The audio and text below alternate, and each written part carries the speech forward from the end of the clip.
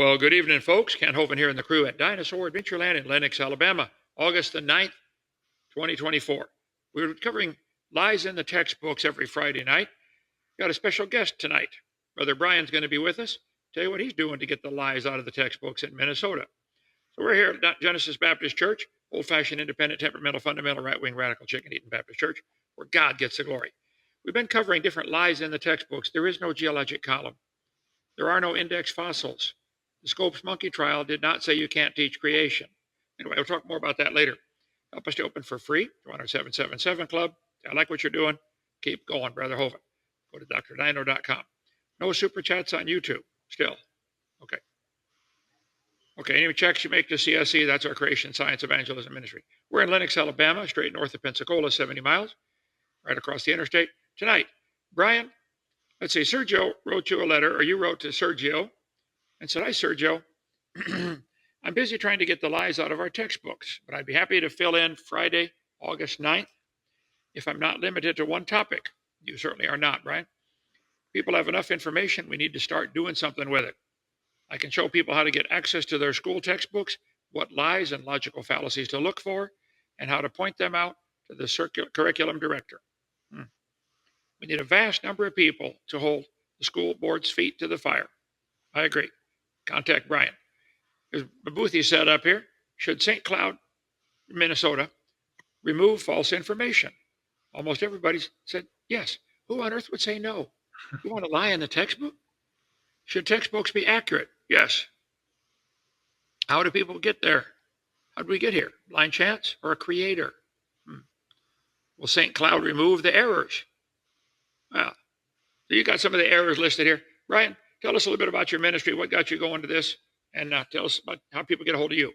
Well, I've got a ministry called Solidify Your Faith, where I've got a YouTube channel where some of these talks that are in colleges or churches or wherever God opens the doors. But I got started when 20 years ago, my cousin Carol sent me a copy of your video, The Age of the Earth. And it was just eye-opening. It's like you connected all the dots. You said how the fossils are a sign of a flood, not millions of years. And we looked at my wife and it's like, wow, I didn't learn this in school. And so we ordered your 7 DVD series, and we'd have Hovind night, and we'd make popcorn. And then we had 2 kids in grade school and junior high. We just have Hovind night, and you connected the dots for us, and we are so thankful for that. How do you approach a school board? Do you go meet with step by step? Anybody should be. A lot of people should be doing what you're doing, step by step. You move to a new town. You'd like all we're asking for. We want the textbooks to be accurate. Right. They should not be teaching some of these lies, like Archaeopteryx as being a transitional fossil. No, it's not. Take that out of the book. Tell us step by step how you get into the schools and what you try to do about it. Well, this just started about a month ago, and was when I was going to be talking on lies in the textbooks. And so I went to the public library and checked that out, went to the college library and checked it out, and then I called up our school district and said, can I take a look at your books? Or actually, I asked, could I check out the textbooks? Because I used to be able to do that about 10 years ago. And then they changed it to, no, you got to come in and look at them. So I said, okay, can I come in and look at your textbooks? And we set up a time, and I went in there, and they had the grade school textbooks there. And then they said that middle school and high school do not have textbooks. They're online. And so they gave me a temporary passcode so I could go through the textbooks. And I could see the videos that the kids would watch. I could see the worksheets. I could see it all. And then there were certain things that were wrong. And I emailed the director of the curriculum, and I pointed out 3 things. I sent her 3 emails, and I didn't hear a response. And so then I called her and left a message and asked if I could, did I get your email wrong? And so they responded to that with, no, we got your email, and we're going through it. And it was interesting because there was one time I couldn't talk to her. This is when it was just kind of starting. And I called up and I talked to her assistant, and I explained how Haeckel's drawings are still in the books, and that was proven wrong 100 years ago. And she goes, well, that upsets me because I've got kids in this district, and she doesn't want the kids to be lied to. And so it's going to be very interesting. And then, so they're working on it, and I emailed her on Monday and didn't get a response. No, she got back to me. She said, thanks for reminding. It's taken longer than I thought. Because I emailed her and I asked, what steps have you done to rectify this unfortunate situation? There was at least 3 things that are clearly wrong. And I asked what steps she has taken, if she needs any help, if she needs any more information. And then she emailed back and said, thanks for the reminder. It's taking longer than expected. And from my perspective is, you just contact the publisher and point it out that this is false information. They should take it off of their website because it's rather embarrassing to have bad information out there. And then I gave a talk at our public library last night, and I called them yesterday, and I let them know that, hey, I'm going to be giving this talk, and I invited them to the talk, and I'm not sure if they were there or not. I didn't know everybody who was there, but they could have been. And so basically, oh, and then I had a booth at the fair too. So that was my booth. Will St. Cloud's take the airs out of there, and I had a lot of good conversations with people. And I got an email list of people who are very curious to see how the school district responds. It's very simple. Don't lie to the students. Here's the problem, Brian, and you know this and I know this. If they took out the lies out of the textbooks, there's nothing left to support their stupid evolution theory. That's what they're afraid of. They want the kids to believe in evolution. So which particular ones did you point out? Haeckel's drawings, and what else did you point out? I pointed out Haeckel's drawings. Then also there was this thing where it said water equals life. It's like, no, it doesn't. Water does not equal life. And then there was one too, I think it was about how they say how life started in water.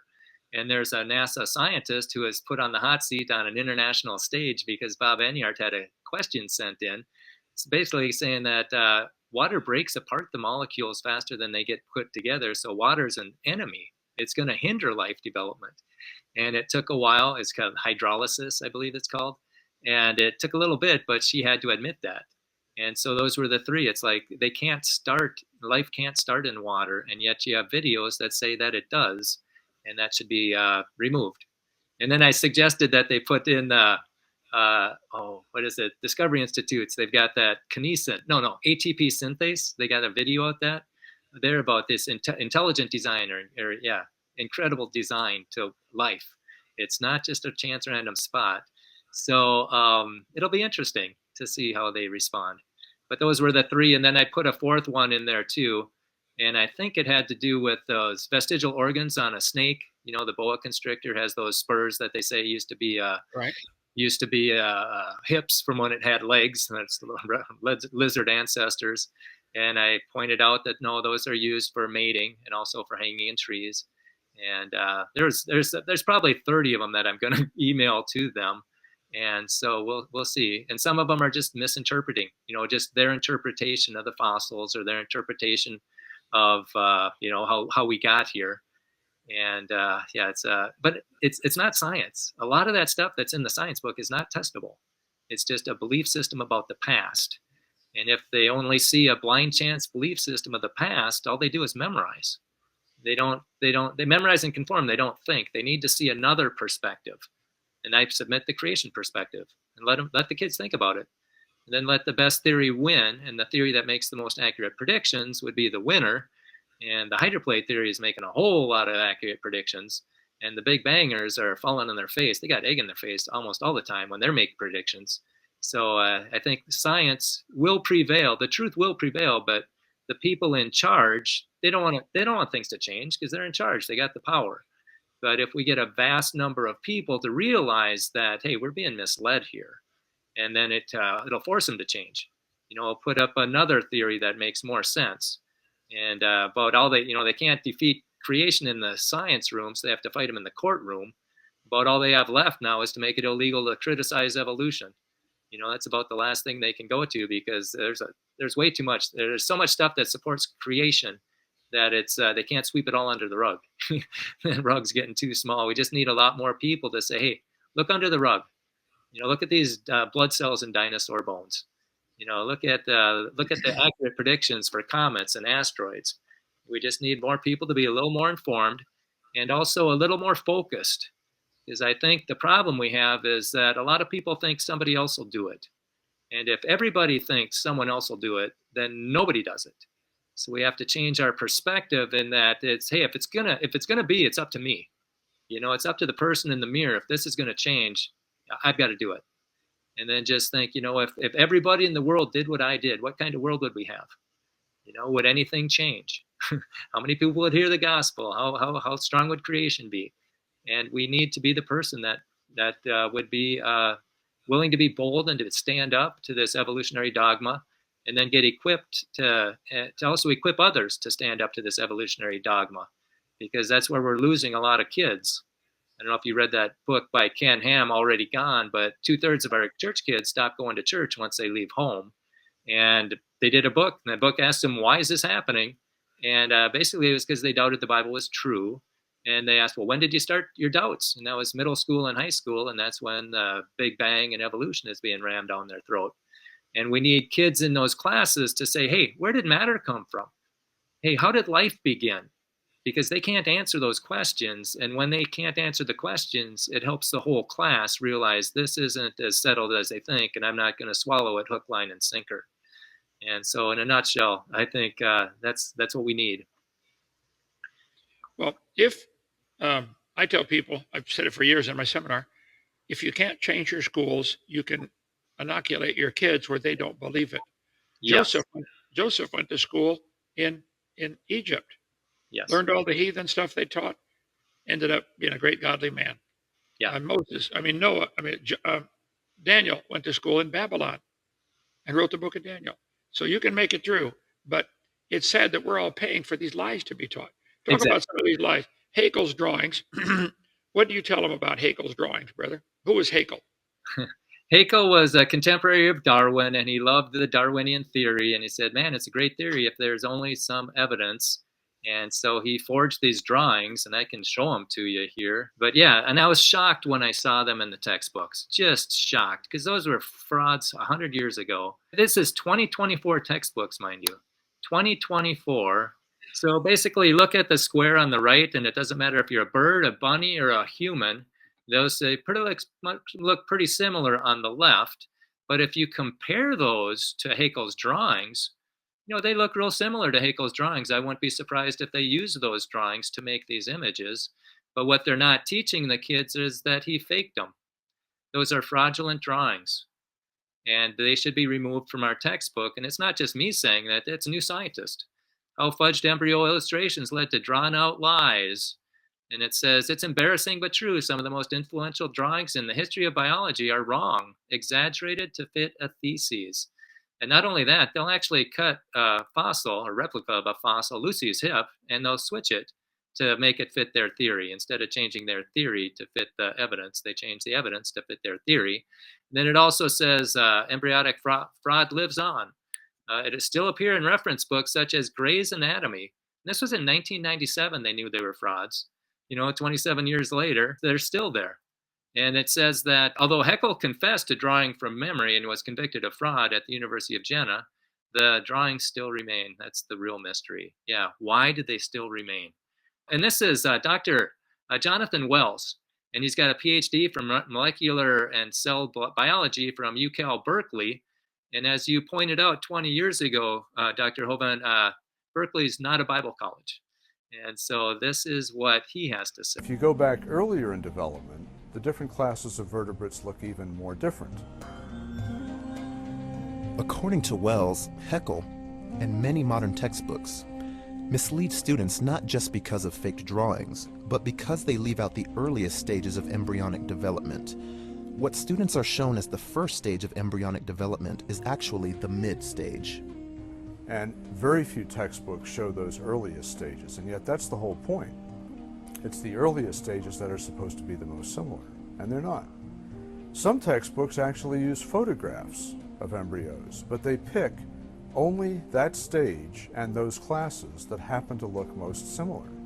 And they omit the earlier stages, and they omit those classes that don't look similar. So that, to me, is picking the evidence very carefully to support the theory, and that's not good science.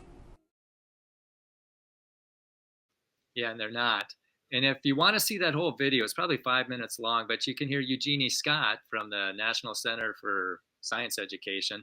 She said, yeah, they're not reliable, but they're used because there's no copyright and it's free. Then she says, but it presents the idea we want to get across. It's like, well, if you have to present fraudulent pictures to get your idea across, maybe your idea is a fraud. And so basically this was not accurate number 4. In the presentation I did last night, I went through a dozen at least. So that's those drawings, and they're still there. 2024 textbooks. I could not believe it. So now the ball's in St. Cloud's Independent ISD 742's court. What are they going to do with it? They know about it. Now we're going to publicly watch them and see, okay, we're going to get it out of there. Just delete that video. Or they're going to do some word salad that keeps it in there.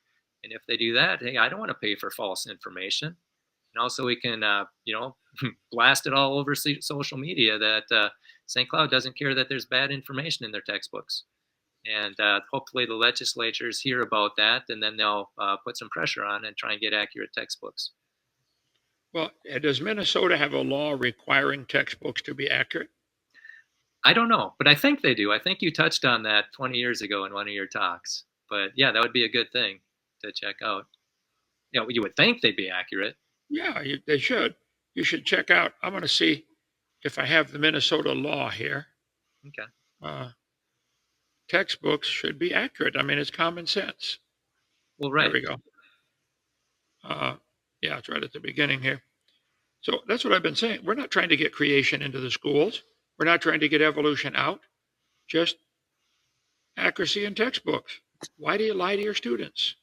Yeah. That's all they have are lies. They don't have any evidence for their theory. That's their problem. Right. I encourage people, don't mention creation. Don't mention evolution. All I'm wanting is lies out of the textbooks. Haeckel's drawings should not be in there. Exactly. But you're saying they're still in the Minnesota textbooks right now, huh? 2024 copyright. Yeah. Yeah, in St. Cloud. I'm finding it. It's online all over the place. They don't have any.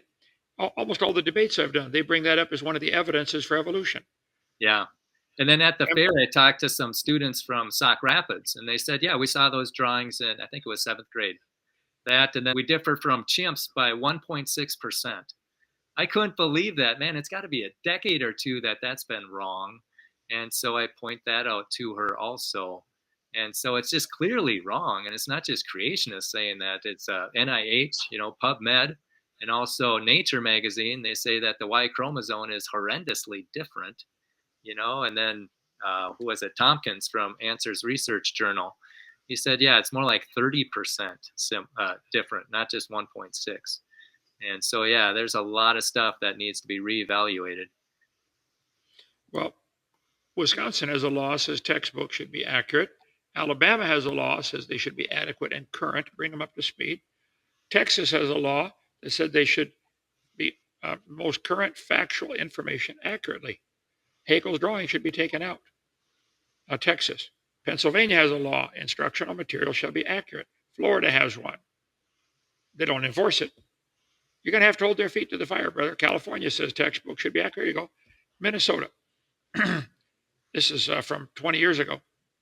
Yeah. A teacher shall not deliberately suppress or distort subject matter. Brian, you might want to hint at them. Look, if you don't fix this, this is lawsuit material. You guys are violating the law. Yeah. Yeah. Yeah, you're right. Yeah, and as I was going through that textbook, that science is such a slippery word. Was it Glenn Collins? He was at Ohio State in a room full of physicists, and he asked them, what's the difference between science and science fiction? And they couldn't answer it. And so for my talk last night, I used the definition of science that I got from their textbook, Copyright 2024, Discovery Education. And it says, using the scientific method, it says the National Academy of Sciences defines science as the use of evidence to construct testable explanations and predictions of natural phenomena, as well as the knowledge generated through this process. So science has to be testable. And if it has to be testable, man, you get rid of the Big Bang, you get rid of evolution and everything that props it up, because none of that is testable. And so a lot of my talk was saying, hey, this, according to the National Academy of Sciences, we're talking about the Big Bang. This isn't science. We're talking about evolution. This isn't science. This is a belief system based on blind chance. And today I was over at St. Cloud State. I was editing the video that I did last night. It should show up tonight on my YouTube channel, Solidify Your Faith. And I had a little sign there that people could read as they walked by. And it said, do you believe in blind chance or a creator? And that's the two options. Is it Is it, or did we get here by blind chance, or did we get here by a creator? And that's what, and they really, and I'd point, I have conversations like this with students, and I'd say, it'd be absurd to think that building got put together by blind chance, right? And they'd say, yeah. And I'd say, well, how much more absurd is it to think that our bodies got put together here by chance? Because we're a gazillion times more complicated than that building. And so basically they live in a constant state of hypocrisy. The building couldn't have got together by chance, but our bodies did. And you were talking about those textbooks. When I was at the fair, somebody walked by and said, "Is this a Republican thing?" And I said, "You mean accurate information is Republican? Does that mean that deceptive information is Democrat?" But yeah, we have a lot of fun at the fair. There's probably a lot of truth to that anyway, brother. Yeah. So what are you going to do? What if they refuse to remove the inaccurate information? What are you going to do? Well, then I think we start going to school board meetings, and we start showing this, and we start getting on our radio talk shows locally, and start the mayor's online on the air, start calling in and bringing it out public, so they can't censor it. It's live, and just start getting a watchdog together. And I think we just use the light to disinfect it. Bring it all to the light. And I don't think, there was one of my questions at the fair was, do you like paying for errors in the textbooks? And the vast majority said no. And if we get the vast majority to say, hey, I'm not paying for those textbooks, I think if we can control the purse strings, hold our legislators accountable, because they're always throwing money at education. They think that's the answer, and it's not. I was talking to a student. He taught grades. A guy a coworker, part-timer, and he taught during the day. He taught at school, elementary. And I said, "Well, how do you keep their attention?" He says, "Well, you just got to keep things moving." And I said, "Well, what if a student just gets up and walks over and just looks out the window?" And he says, "Well, you can't touch them, so you just teach the students who want to learn." And it occurred to me right then that it doesn't matter how much money you throw at it. If the kid doesn't want to pay attention or do his homework, he's not going to learn. And it's just a big money pit. You need somebody to help him do his homework. And the biggest indicator for success is a mom and dad at home. That's the biggest indicator. And so, yeah, we just have to stop thinking that money's the answer, because it's not. I see all these lies being fixed at several different levels. The textbook publishers should stop publishing them. Oh, absolutely. It'd be embarrassing, I would think. Right. It's wrong. Secondly, the teachers, they get the book. No teacher covers the whole book in their class every year. They have to skip parts for time. Skip those parts. Yeah. 3, the parents can say, look, kid, here's the truth. You got to go to school. They're going to teach you this, but don't you believe it? So the parents can take a step in this. And what you're doing, they're not your children that it's affecting, but you're trying to save your community from teaching lies in the textbooks. Go get them. Cover some of the lies, Brian. All right. Okay, some of the lies right here. Well, they start out with something honest. We do not know exactly how or when the first forms of life developed. That's honest. But then you might have somebody in school, and I meet them at college too. Oh, they've figured it out. It's like, no, they haven't. There's $10 million on the table for anybody who can figure out how the largest mystery in history, how genetic code inside cells got there, and how cells intentionally self-organize, communicate, and then purposely adapt. So there's $10 million for anybody who can do that for a cell, and it's still on the table, so they've never done it. And then this one is also, where did the information come from? How do you get information? Because the Big Bang has just matter and energy. Information's not matter, and it's not energy. Where'd that come from? And we got good information going bad in our genome. How did it get good? Okay, and this is a textbook at St. Cloud State. This is how they try to explain how life began. Somehow, despite this harsh environment, living organisms appeared. Now, somehow isn't a science word. That's a fuzzy word. That should not be in a science book. That whole section should not be in a science book. And then it says every representative from every known phyla on Earth evolved in the oceans. Well, that's a belief system. You can't test that. That's not science. Then we jump into water here, and it says if you trace the history of water back billions of years, which you can't, so that's not science, it is likely that water provided the liquid environment for life to begin. So that's one of the lies. They're saying that life started in water, and that's not science. This is one of their videos. You probably figured out that water equals life. Well, that doesn't seem right. So how do they define life? It's being able to replicate itself, according to this video. And then NASA says that life is a self-sustained chemical system that is capable of undergoing Darwinian evolution. So they assume Darwinianism. It's like begging the question. And then, so this one's false statement number 1. Okay, and then this says, it basically is morbid because water remains liquid at the conditions of the surface of the earth. You can move around in all different kinds of directions. That's called degrees of freedom. So things can move around, flip around, vibrate, stretch, rotate, and then they're able to try novel combinations and hook up in new ways. Then the narrator says this surely helped life get started in early Earth. The chemicals, the raw ingredients that make up life were constantly sloshing around, bumping into each other and combining into new chemistry. Over millions of years, that process can lead to living organisms. No, it can't. There's a number of theories. Then the best one is this prebiotic soup theory. And basically, it's the same thing. It bounces around, sloshes around, and then it starts to replicate. But that's not going to happen, according to Dr. Sarfati. He's got a PhD from physical chemistry, and he's a chess master. He can play 12 games of chess blindfolded and win. So he's pretty sharp. But let's listen to him explain how water's an enemy to the origin of life. We're taught that chemical evolution started in the oceans, but you say that's the last place you'd expect to look. Why? Well, okay, to build up a big molecule called a polymer from many little molecules called monomers, for instance, proteins from amino acids and DNA or RNA from the nucleotide building blocks, every step of the way, every combination spits out a water molecule. They call that condensation. But if you already have water molecules dissolving these things, then the water would come back and actually break that bond apart. It's called hydrolysis. So if you try to do this in water, it's the hydrolysis, the breaking apart that would happen and not the forming. In fact, chemists who want to make proteins or DNA or RNA, they exclude water as much as they can. They even have water absorbing chemicals to draw out the water. So a primordial ocean is the last place I'd expect to find these polymers forming. Yeah, so it's not going to start in the ocean. And even NASA agrees with this. And I don't have time to show the video. It's 2 minutes long, but go into rsr.org/NASA-water.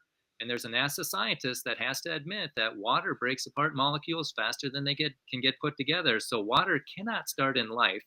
So over millions of years, that's false statement number 2. Only 1.6% difference between us and a chimp. I mean, PubMed even says it's 5%. And that's, and keep in mind, 1 percentage point, a tenth of a percent, that's 3 million base pairs. So the difference between 5% and 1.6% is over 100 million base pairs. And then also Nature says that typical Y chromosome, it's the chimp and human Y chromosomes are horrendously different. That's a lot more than 1.6%. And this is from the Answers Research Journal that says it's 70% of the chimpanzee DNA was similar to ours. So that's 30% difference. And so that's false statement number 3. And then in Haeckel's drawings, we went through those already, and that would be inaccurate, thing number 4. And then the evolution of the eye. Yeah, they say how the eye is wired backwards, and they were saying that 20 years ago, and that's wrong, because the Smithsonian says that light has to pass through the nerve cells to get to the rods and cones, but that order is no mistake, and this is 2015. It says the glial cells did indeed create columns of concentrated light. Then MedExpress goes into more detail, again, in 2015. It says the glial cells can guide light just like fiber optic cables. What an incredible design our eye has. The green and red light are concentrated 5 to 10 times more by the glial cells. And the light was not scattered evenly, but concentrated into a few spots. The light was concentrated in these columns up to 10 times compared to the average intensity. So this optimization is such that color vision during day is enhanced while nighttime vision, let's see, there's something in front of it. I can't see that. Okay, so this is false statement number 5. Darwin says it's absurd to think that the eye could have been formed by natural selection. It's absurd to the highest degree, but don't hold that against the theory. And then they say that they've tracked humans all the way back to lemur-like creatures. Well, that's not science. You can't observe and test that. And I like this one here. There's been more than 200 ape men have been disproved. It says, faced with the fact that more than 200 species of ape men have been disproved may cause some to reasonably doubt the theory of human evolution. Yeah, I would be in that category. They may also cause some to question the capability of scientists to objectively evaluate any fossils that they believe to be an ape man. And this is Dr. Carl Werner's book. He's got he released 3 of them in March, and he claims to have had 150 cases of fraud in human evolution. And we talked about that last time that I was on your Hang show. on. Superficially, her hip resembled a chimpanzee's, which meant that Lucy couldn't possibly have walked like a modern human. But Lovejoy noticed something odd about the way the bones had been fossilized. When I put the 2 parts of the pelvis together that we had, this part of the pelvis has pressed so hard and so completely into this one that it caused it to be broken into a series of individual pieces which were then fused together in later fossilization. After Lucy died, some of her bones lying in the mud must have been crushed or broken, perhaps by animals browsing at the lakeshore. This has caused the 2 bones, in fact, to fit together so well that they're in an anatomically impossible position. The perfect fit was an illusion that made Lucy's hip bones seem to flare out like a chimp's. But all was not lost.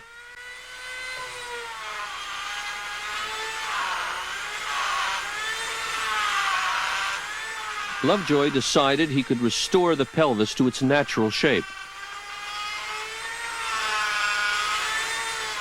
He didn't want to tamper with the original, so he made a copy in plaster. He cut the damaged pieces out and put them back together the way they were before Lucy died. It was a tricky job, but after taking the kink out of the pelvis, it all fit together perfectly, like a 3-dimensional jigsaw puzzle. As a result, the angle of the hip looks nothing like a chimp's, but a lot like ours. Yeah, I would hope so. You know, if you take it apart and put it back the way you want to, so there's an evidence, or they changed the evidence instead of changing the theory, and they manipulated the evidence. And they didn't show that video to the kids. I wonder why. And let's see, we got the human skull. We covered that last time I was on. And then you got this evolutionary tree of life. You know, we evolved from something that split off from a starfish, and this insects and mushrooms and bacteria. What's your YouTube channel, brother? It's Solidify Your Faith. Well, Brian, I've been preaching on lies in the textbooks for 35 years. What do you do about it? Step by step, you first started off saying, can I go see your textbooks? And you had to go through, what hoops did you have to jump through to get to do that? I just made a phone call and set up a time. And then it was a few days for her to get the textbooks. And then I went in and looked at the textbooks. And then she gave me the passcode to see the online textbooks. And then I just started going through them. And because you were so good at pointing out the errors, they just jumped off the page at me when I'd see them. And now it's that's as far as I've gotten in the process. And we'll see once. Hopefully the school wants to educate the kids and get rid of the bad information in there. And if they don't, then they want to indoctrinate the kids, and I don't want to pay for indoctrination. And so it'll be interesting to see. I think it's going to be fascinating to see how they respond. Please keep us posted. Now, everybody should check, does your state have a law requiring textbooks to be accurate? You can Google that right online. If they don't have one, contact your representative and senator and say, look, would you please pass a law that says our textbooks should not have lies, they should be accurate information. Common sense. Right. If you found a math book for a first grader that said 2 + 2 = 5, what would you do? How would you fix it? That's the way you got to think.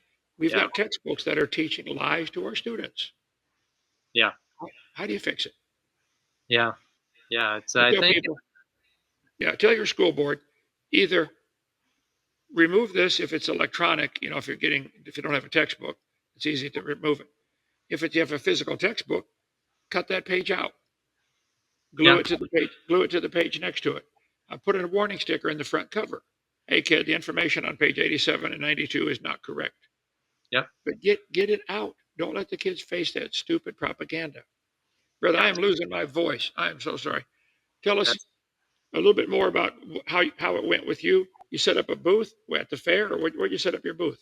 Yeah, I've had a booth at the fair the last 4 years. The first one was to start a creation club in town, and I met some people, and we started a creation club, and that's where I spoke last night at the public library. And then the next year, it had to do with the COVID. We wanted people to get all the information, not just what was being presented. Then last year, we talked about what powerful evolutionists have in store for us when you look at Yuval Harari from the World Economic Forum and how they'd like to control us in their various, vaccine passports and carbon credits and social credit scores. And then this year it was the school. There's errors in our books, and I don't think that should be there. And I met a bunch of people that agree, and there's a few that are very interested in seeing how the school responds. And I hope that this happens everywhere. I've had contact with a neighboring town in Sartell, and they got they're gonna. I think there's gonna work on it, but it's you need somebody from that school district to bring it up to the school board, and then have them fix the textbooks.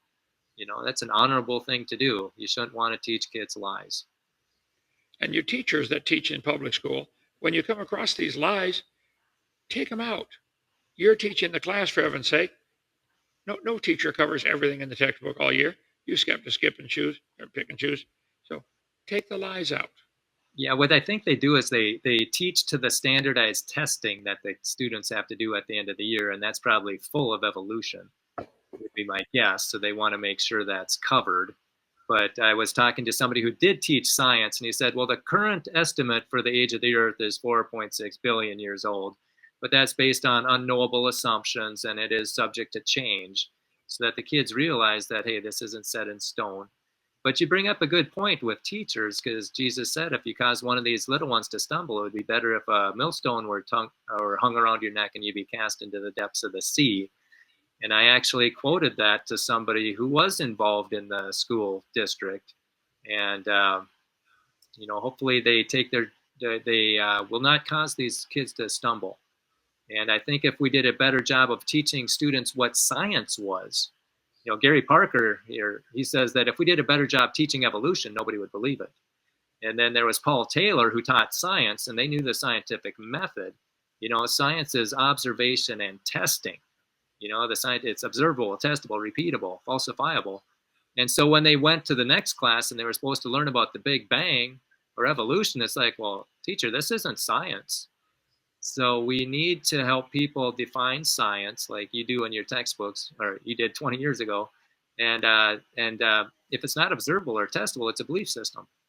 And I don't like a belief system being taught that teaches kids, especially if they're using my tax money, teaching kids that they're mutated animals.